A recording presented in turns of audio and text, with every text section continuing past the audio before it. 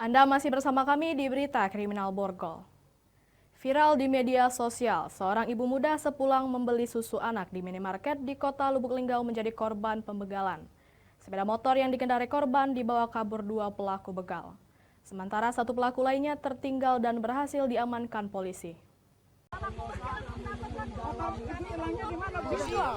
Inilah video rekaman amatir warga yang viral. Saat itu ibu muda bernama Puput hanya bisa menangis setelah sepeda motornya hilang usai dibegal di persawahan Jalan Dharma 2, Kelurahan Marga Rahayu, Kecamatan Lubuk Linggau Selatan.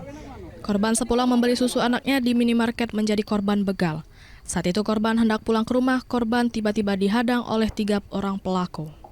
Teriakan korban mengundang warga sekitar hingga membuat pelaku panik.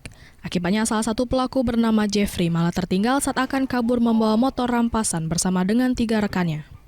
Jeffrey diamankan warga dan nyaris dihakimi warga yang kesal dengan ulah pelaku. Penangkapan ketika ibu akun korban dibegal oleh 3 orang pelaku tersebut. Korban berteriak maling-maling. Di saat berteriak ibu-ibu tersebut, masyarakat seputar pada berdatangan.